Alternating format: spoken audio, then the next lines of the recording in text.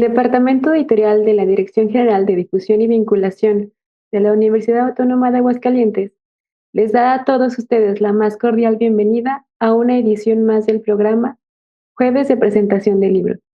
En esta ocasión, el texto que nos reúne lleva por título La India Bonita, una historia de la Chueca, y es de la autoría de Mario de Ávila.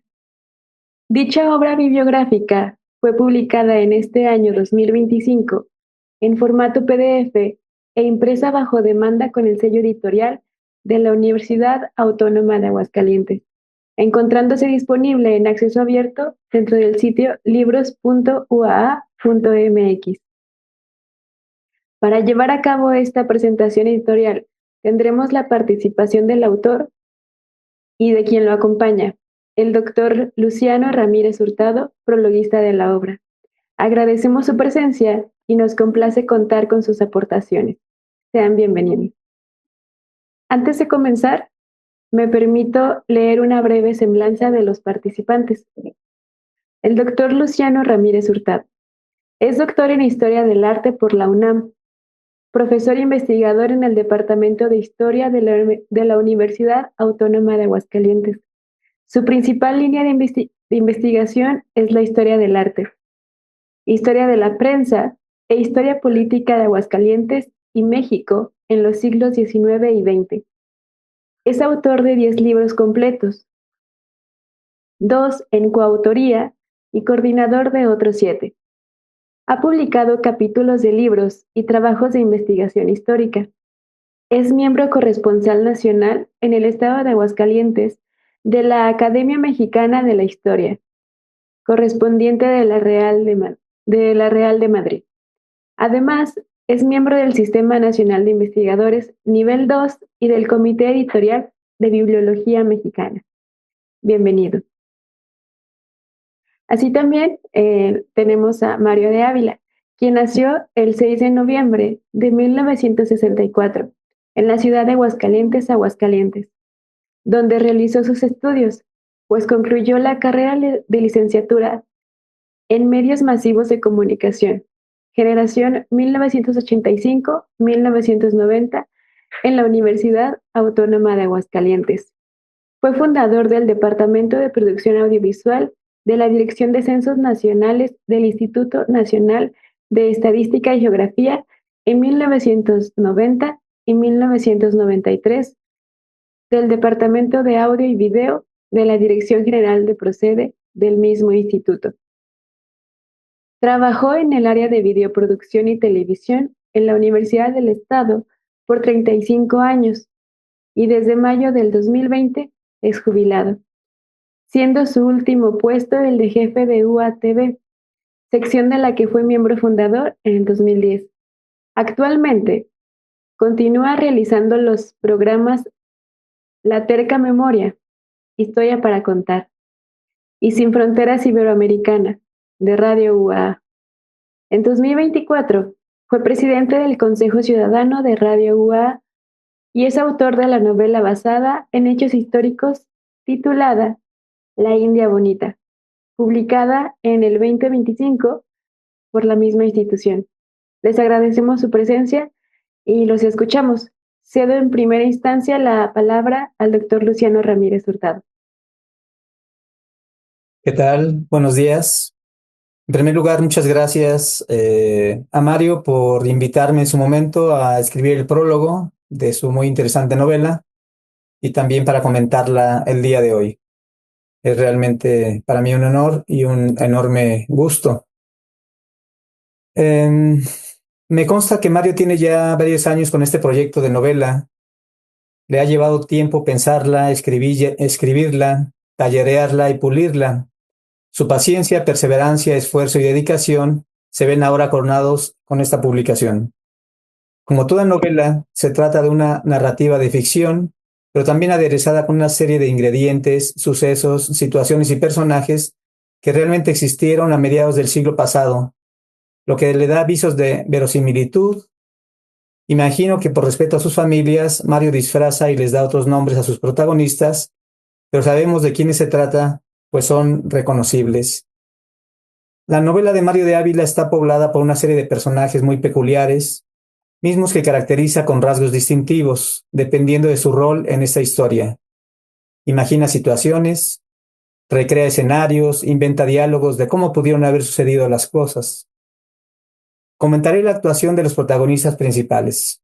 El principal es Bismarck Gorrostieta Tesado, el narrador, mejor conocido como Bigotes, así le llama Mario, un individuo que trabaja como investigador privado y en ocasiones colabora con la policía local, que no ha podido retener a su familia, ni a su esposa, ni a sus hijos, pues cometió errores y falló como esposo y padre, pero que se refugia por las noches en un congal para pasar sus penas y emborracharse, hasta que decide cambiar, se aleja del vicio y luego conoce accidentalmente a una muchacha que llega al tugurio, a quien busca ayudar y proteger y de la que termina enamorándose. Pero también es buena persona, sensible a los problemas de la gente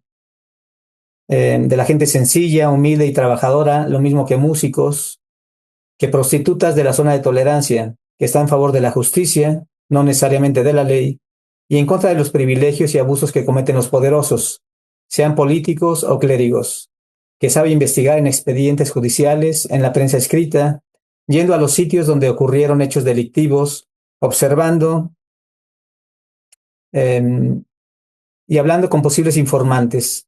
Busca a su manera y con las herramientas que tiene a su alcance arreglar un mundo podrido por todos lados, plagado de riñas, robos, asesinatos y estafas. Su osadía llegó a tal grado que resultó gravemente herido con arma de fuego al perseguir eh, a unos maleantes con los que intercambió disparos tratando de evitar un secuestro. Luego de convalecer fue reconocido y recompensado por la corporación. También lo estimaban la matrona y las prostitutas. Otro personaje importante, desde luego, es Carmen Mandujano, una humilde muchacha pueblerina, más bien ranchera, de San José de Gracia, que pinta como muy hermosa, de tez morena, de sonrisa angelical, de mirar profundo, lindo cuerpo, inocente pero curiosa, con ánimos de superación, que huyó de su rancho por un malentendido con su padre, quien la corrió, para venir a la ciudad y ser acogida por una matrona dueña de una casa de citas, donde se ganaba comida, habitación y unos cuantos pesos realizando tareas de limpieza, cocinando y yendo de compras. Simpatiza con las demás prostitutas, pero tiene claro que ella no incurrirá en esa práctica, pues tiene otros planes. También se enamora de Bigotes, su amigo y protector, mucho mayor que ella, pues le triplicaba la edad. Otro protagonista es Consuelo Elías, conocida como la Pelos de Oro. Es la dueña del prostíbulo La India Bonita, que se ubicaba en La Chueca, calle de Jesús María, en la zona de Tolerancia, a 2 cuadras del Templo del Sagrado Corazón. Es un personaje entrañable con el que uno termina simpatizando, pues Mario la pinta como una mujer madura, inteligente, voluptuosa, divertida, que sabe su negocio y sabe también lidiar con la gente de poder y las autoridades policíacas en caso de haber problemas. También provocadora, ya que gustaba escandalizar a la sociedad tradicional, saliendo a desfilar ella y sus muchachas por las calles del centro el Día de Todos los Santos, mientras las beatas enchalinadas y las santurronas les gritaban improperios. Ellas respondían con ademanes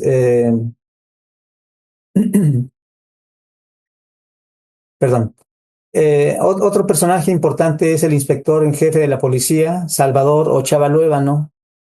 Él pide encargos específicos a Bigotes, pues sabe de su capacidad como investigador acucioso y osado, aunque puede cambiar las indicaciones dependiendo de las órdenes que reciba de más arriba. Juntos arman una estrategia para dar con los malosos y tratar y brindar protección a quien se quiere proteger. El padre Fermat representa para Mario de Ávila el verdadero amor cristiano, pues daba una misa especial a las prostitutas sin juzgarlas, a diferencia del señor obispo a quien pone el nombre de Salvador Lozada Limón, más preocupado por las limosnas y echar agua bendita a los feligreses. Buena parte de la historia se desarrolla en la casa de citas La India Bonita, sitio de mala muerte, de pecado y perdición, misma que describe a detalle respecto al mobiliario y decoración de la sala principal, cantina, corredor, habitaciones. También se ocupa de recrear la atmósfera, el ambiente impregnado de humo de cigarro, alcohol y, por supuesto, la música al piano interpretada por el chato Ladislao Juárez. Los parroquianos se daban cita cada noche, no podían faltar lo mismo nombres de familias respetables que integrantes del mundillo de la cultura, el arte y el espectáculo, que muchachos de los distintos estratos de la sociedad. No pocos se hacían los disimulados, como que no se conocían los unos a los otros. El autor de la novela menciona que había un salón para los ricos y potentados, esto es, para la élite, y otro salón para los jóvenes de la clase trabajadora. Desde luego hay una carga de erotismo muy marcada en algunas narraciones. No faltaba más para este tipo de literatura. Mario exhibe a la sociedad conservadora de Aguascalientes, de doble moral, pero también a la clase política. Clientes frecuentes del tugurio, como Luisito o don Luis el gobernador, no podía faltar. Lo muestra como un tipo pervertido, más preocupado por cuidar su imagen y que ante homicidios dolosos no hubiera argüendes o escándalos en la ciudad, que velar por el bien común. Más eventual asistía don Gilberto, el presidente del municipio, así como algunos de los integrantes de los gabinetes, quienes presumen una inexistente realidad de paz y progreso, muy diferente a la que viven los simples mortales, la gente común y corriente. La infausta presencia de Memo Cummins, de familia pudiente de exmilitares, un tipo sin escrúpulos e inmoral, quien una noche y por diversión mató de manera artera a Lupito el mariachi, disparándole a la cara. Le permite descubrir una red de otros robos, de ganado, asesinatos, tropelías, intentos de secuestro con contactos delictivos y secuaces en la ex hacienda, colonia ejido Los Pozos, es decir, Positos, y Corral de Barranco. De esa manera aparecen personajes secundarios de la misma calaña, malandrines como Pancho Viejo, que es Francisco Ortega Delgado, y el Tuna, Saturnino Tiscareño, hijos de ejidatarios quienes habían participado en el asesinato de Enrique Camacho y el doble intento de secuestro de Pedro Riverola, es decir, Pedro Rivas Cuellar, rico empresario de la radio, difusión y el periodismo que empezó desde abajo, que era muy amigo de Emiliano Azcargorta, esto es, de Emilio Azcárraga, pionero de la televisión comercial en nuestro país. Don Pedro, miembro del Partido Revolucionario Institucional, fue primero candidato y después presidente municipal de la capital hidrocálida. Casi todo ocurre en el centro de la ciudad de Aguascalientes. Mario menciona calles como La Chueca o Jesús María, la 5 de Mayo, Juárez, Juan de Montoro, La Madero, López Rayón, Galeana y Victoria. Una vecindad de la calle de Reforma, la Carrillo Puerto, es decir, Carranza, el Mercado Grande, el Jesús Terán, el Parián, y una serie de plazas como Zaragoza, la de Armas, Jardín de San Marcos, los barrios del Encino y Guadalupe. Menciona algunos edificios como el Palacio de Gobierno, las oficinas de la Policía Municipal, la Oficina de Telégrafos, el Hospital Miguel Hidalgo, la Plaza de Toros, y desde luego algunos templos, la Catedral, San Diego, Sagrado Corazón de Jesús. En cuanto a cantinas, menciona el Ranchero, el Negrito, bares de los hoteles París y Francia, o bien el Salón de los Caballeros de Colón en la calle de Flora, o el Rumbo de San Marcos. Son escenarios que algunos de los protagonistas transitan y frecuentan, o bien que ocurren a ellos para celebraciones cívicas y laicas, o bien fiestas patronales como Día de Muertos, la Guadalupana, las Posadas y la Navidad. Mario de Ávila le pone color, sonido y sabor a su novela. En cuanto a la música de la época, habla de los comienzos del rock con Elvis Presley, pero también se escuchaba el Mariachi Vargas de Tecalitlán o la interpretada por la Orquesta Sinfónica Municipal y otras agrupaciones musicales que en vivo se presentaban durante la feria. También habla de la comida, sale a relucir fondas donde comen mole de pobre y enchiladas, o el restaurante Mitla, atendido por doña Cholita Torres y don Pancho Valdés, de comida típica. O cuando a fin de año en la India Bonita cenaron tamales y atole. En la época se bebía cerveza, tequila, brandy, champán y vino, dependiendo la clase social y las circunstancias.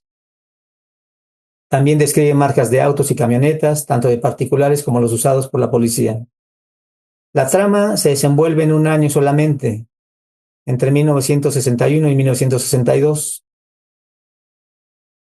Otros actores de primera línea son Concepción Nicanor Arvezo, alias Nico, que se refiere al Naco Arbizu, dueño del casino y del palenque de la Feria de San Marcos, un tipo al que pinta lascivo, repugnante, grotesco, ebrio, mujeriego, irascible, violento, vulgar, voluntarioso y necio. Un ser despreciable coludido con personajes de la política y de la alta sociedad que frecuentaba el lupanar de la Pelos de Oro. En la novela queda claro que no todos sus negocios eran lícitos, ya que estaba implicado en la industria del secuestro, concúmens y secuaces.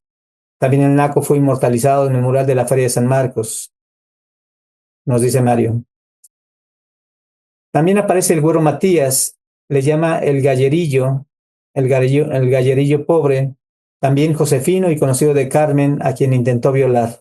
Un mozalbete asustadizo, metido sin saber con una banda de maleantes y secuestradores, sobrino de un matador de toros y cuya mayor ambición era pelear sus gallos en el palenque de la feria. Estos personajes que realmente existieron protagonizaron a principios de los años 60 uno de los sucesos más sonados en la comarca, pues el segundo asesinó a balazos al primero en abril de 1962, en vísperas de la verbena abrileña, supuestamente por una promesa incumplida del zar de la jugada. En la trama de la historia, Mario de Ávila, con la licencia que le concede la literatura, pone a Bigotes como victimario del Nico, pues el investigador sabía que no siempre la justicia va de la mano con la ley. Mario de Ávila logra trasladarnos a un Aguascalientes que no era tan tranquilo ni tan pacífico, pues fuerzas siniestras se movían en un mundo sórdido, fangoso, con intereses creados, donde imperaba la arbitrariedad, el autoritarismo y los privilegios de unos cuantos. También exhibe un mundo violento, muy agresivo y peligroso, de tragedias, de abandono y abusos sexuales, incluso. No comulga del todo con el lema Aguascalientes, tierra de la gente buena, aunque sabe que también las hay. Mario consigue meternos en un torrente de emociones en que se dan cita el suspenso, el miedo, la indignación, la rabia, la frustración, la ansiedad, la angustia. Pero también están presentes el amor, el cariño, la amistad, la camaradería, la solidaridad, la esperanza, el desahogo, la nostalgia. Es, por tanto, una lucha de contrarios, en resumidas cuentas, el bien contra el mal. Estamos, pues, ante una novela fascinante, también excitante, muy disfrutable, cuya trama nos atrapa y asombra de principio a fin. Nos mantiene en suspenso, a la expectativa. No sabemos cómo va a terminar hasta que concluimos la lectura completa. La prosa de Mario de Ávila es fluida, atrayente, picaresca, entretenida, dicharachera, jocosa y hasta erótica. Al último, todo se resuelve satisfactoriamente. Los malos, conforme avanza la historia, van muriendo uno tras otro, víctima de sus malas acciones y decisiones, obtienen su merecido. Mientras los buenos, no sin problemas y luego de pasar una serie de vicisitudes, tienen un final más o menos feliz que no les vamos a contar, pues para que la lean. Lo que cuenta Mario de Ávila Amador en su interesantísima novela ambientada y contextualizada en los años 60 del siglo pasado, también es producto de la revisión de la nota roja en la prensa de la época, que también se apoya en datos e historia oral.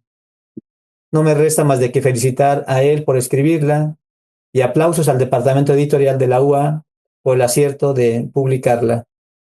Sí. Bueno, damos ahora la palabra al autor Mario de Ávila para que nos cuente toda su experiencia respecto al trabajo de esta novela.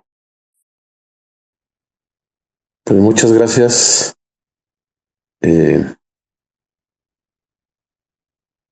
Muchas gracias por esta invitación, por esta presentación. Y bueno, creo que primero algunas definiciones. Alguien me dijo, e incluso pensamos en cambiar el título, porque es muy local y he visto que incluso no tan conocido por mucha gente. Me dicen, la India Bonita, pues se piensa que es un personaje que efectivamente sí hace referencia a una India bonita.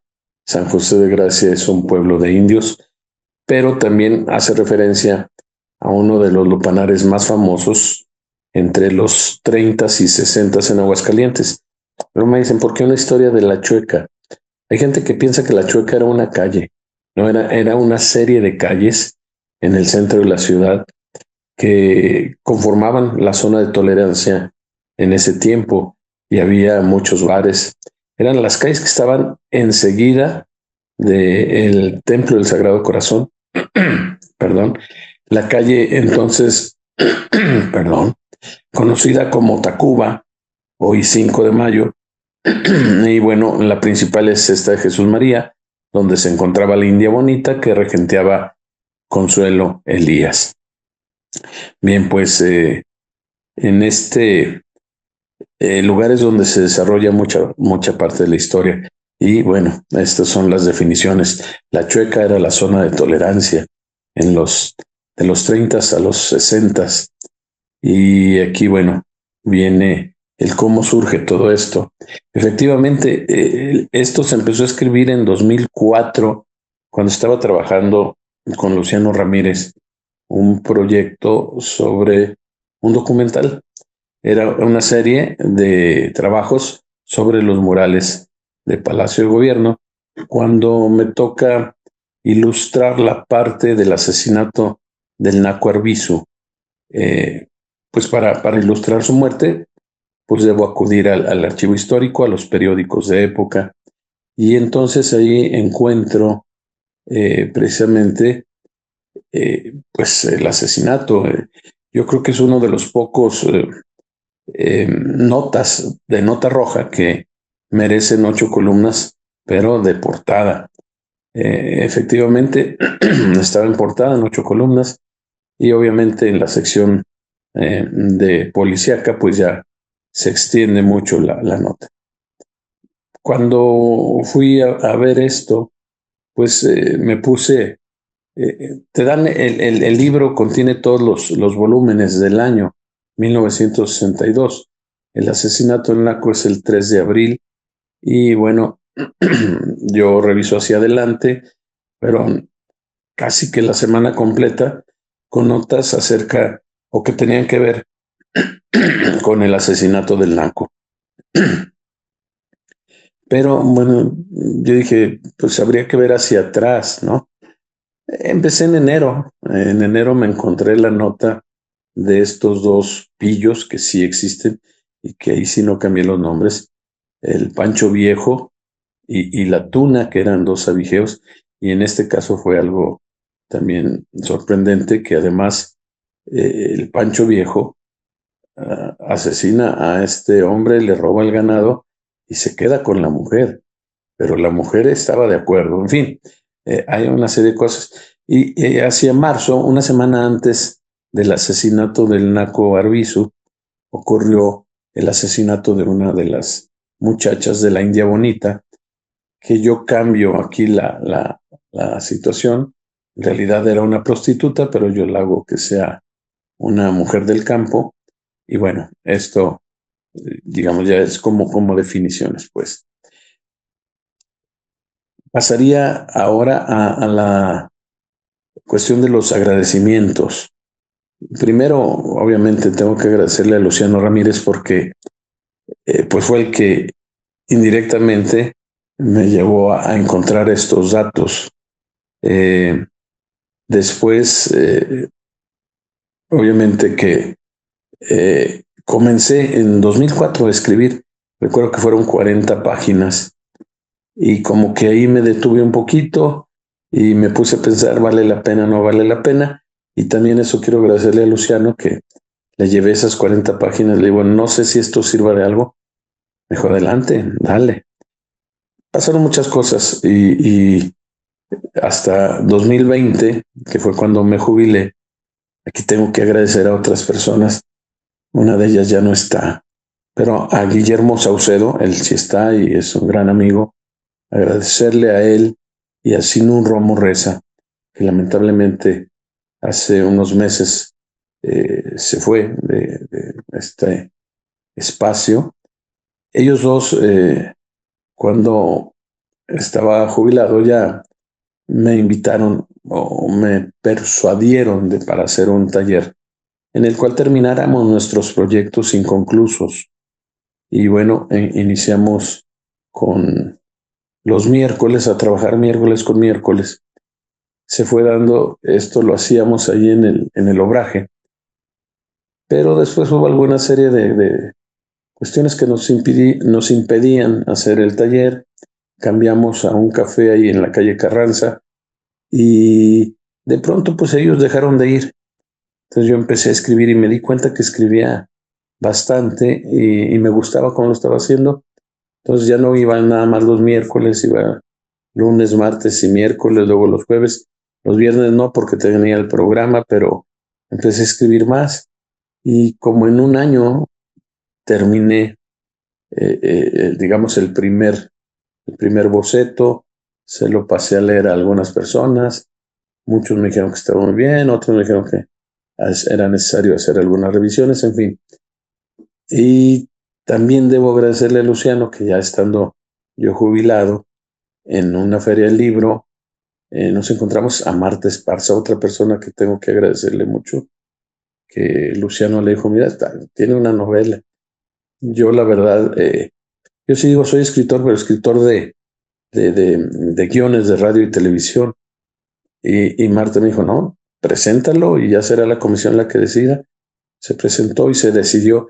Y en esto también tuvo que ver mucho Luciano. Creo que esto ya fue en 2022 o 2023, tal vez. Y bueno, de ahí siguió el proceso y se dio esto. Estos agradecimientos incluyen también a otra persona que ya se fue, José Jesús Martínez Galindo, que acaba de fallecer hace unos días. Él me hizo llegar El talismán perdido de Rafael Correa, que habla también de un prostíbulo en Aguascalientes y que da los primeros indicios de cómo se fueron yendo. Este prostíbulo del que habla Correa estaba por la calle de Durango, ahí Cosío, Durango, lo que ahora es Primo Verdad, y habla en su novela que en 5 de mayo surge la competencia, o sea, en Tacuba. Entonces, bueno, un agradecimiento a Jesús, José Jesús Martínez Galindo. También, mucha gente, Tacho Montes, el maestro Jesús Eduardo Martín Jáuregui, especialmente también un agradecimiento extensivo a Hugo Castañeda, que me llevó con su abuelito, Jesús Castañeda, integrante de los Johnnies, una persona que ahorita, si no me equivoco, tiene 98 años y que lo fui a visitar al lugar donde está ahorita siendo cuidado. Y cuando le pregunté si conocía conoció a Consuelo Elías o a la Pelos de Oro, los ojos se le iluminaron y dijo, yo vivía en La Chueca. Si ahí le pregunté a él, por eso pongo a Lupito, el personaje al que había matado Cummings, yo le había puesto Luisito. Y me dice don Jesús, dice, no, yo estaba ahí. Mataron a Lupito y hasta se entristeció como recordando aquella ocasión. Dice, no, fue Lupito, un mariachi de ahí de la zona y era muy buena persona y este canijo lo mató. Pues bueno, es algo que yo valoro mucho. Mi agradecimiento a don Jesús, a Hugo. Y hay una serie enorme de personas que me ayudaron y se me van tal vez de la memoria ahorita. Obviamente el mayor agradecimiento pues es a los motores de la vida, creo yo, de casi todos los hombres que hemos formado una familia, ¿no? Entonces, principal agradecimiento a mis hijos, a Lam Mitzin de Ávila Delgado, a Mestle Joali de Ávila Delgado y obviamente a mi esposa, Rosa María Delgado Díaz. Y bueno, pues la idea es esta, más que otra cosa es agradecer e invitarlos a leer esta ficción que alguien le llama ficción histórica. Yo digo, tristemente, los datos históricos, en este caso, yo decía son 2 asesinatos, pero no, en realidad son 3 porque entra que también es verdad histórica, la de el asesinato de Lupito y bueno, el asesinato de la muchacha del prostíbulo y la de el dueño del casino. Esto sería a grandes rasgos lo que yo puedo comentar y quería comentar en este caso. Agradezco muchísimo a mi alma mater, o sea, 35 años de mi vida estuve ahí, sigo estando ahí, sigo estando aquí. Entonces, el que me publiquen una obra es para mí, pues, increíble. Y agradezco de verdad a todos, a quien ha leído ya la obra, ya está en distribución desde me parece, el 3 de noviembre. Y bueno, pues invitarlos a que la lean, la busquen y pues me hagan los comentarios que crean pertinentes. Muchísimas gracias, gracias Luciano, gracias a Editorial, a Genaro, otra persona también que me ha tratado increíble, y pues a todo el departamento editorial, a Paco, a todos. Muchas gracias. Sin duda es una novela que nos dará cuenta de cómo fue la ciudad de Aguascalientes en aquellos años y con una trama bastante interesante. Entonces, ahora le solicito a cada uno que si nos puede brindar una breve conclusión sobre lo que ya se abordó aquí en la presentación, la experiencia de escritura y pues en sí la obra, ¿no? De lo que aborda en general. Bien, pues yo concluyo agradeciendo los agradecimientos de Mario. Eh, Me hizo recordar varias cosas de ya hace 2 décadas prácticamente. Y bueno, pues yo lo animo a que siga escribiendo porque tiene pluma, tiene buena pluma para ello, tiene imaginación y bueno, con los elementos que le puede dar la historia, que siempre ha sido un aficionado, un gustoso de la historia, pues que siga escribiendo, ¿no? Ya que esta sea su primera de muchas novelas. Así que, Mario, síguele, que tienes tela de dónde cortar. Y muchísimas gracias por la invitación y por la confianza. Gracias a cada uno de ustedes por sus intervenciones. Y pues a quienes nos están observando desde sus dispositivos, les informamos que en caso de tener alguna pregunta o comentario sobre el libro y la presentación, pueden hacerlos llegar directamente al autor a través de su correo electrónico mgdeavila@yahoo.com y con gusto se dará respuestas a sus inquietudes. ¿Hay algún otro comentario que quieran realizar antes de? Pues finalizar invitando a la gente a que adquiera el libro, ya sea por descarga gratuita o bien por bajo demanda. Quería comentar el nombre del detective o el inspector Bigotes, le llamaban de diferentes maneras. Es Bismarck Gorostieta Tecedo. ¿Y por qué le decían Bigotes? Por ahí en el libro se explica, porque pues sí era un nombre y apellidos muy, muy extraños en su época, y entonces la maestra de la primaria batallaba mucho para, para recordar el nombre, y entonces le dijo, a ver, ¿cómo es tu nombre? Y lo escribió en el pizarrón, Bismarck Gorrostieta Tecedo. Y los niños se fijaron que uniendo de arriba hacia abajo las primeras letras de cada uno de las palabras, se formaba Bigotes, y como el muchachillo desde chiquillo tenía un bozo, una manchita ahí de pelos entre la nariz y el labio superior, pues se rieron y le dijeron Bigotes. Al muchacho primero le dio un poquito de pena y coraje, pero finalmente aceptó este nombre. Pues es todo. La idea es que lean el libro y bueno, cualquier cosa, como ya lo dijeron, estoy a sus órdenes. Muchas gracias. Muy bien, muchas gracias. Reitero el correo electrónico por cualquier comentario o duda, mgdeavila@yahoo.com.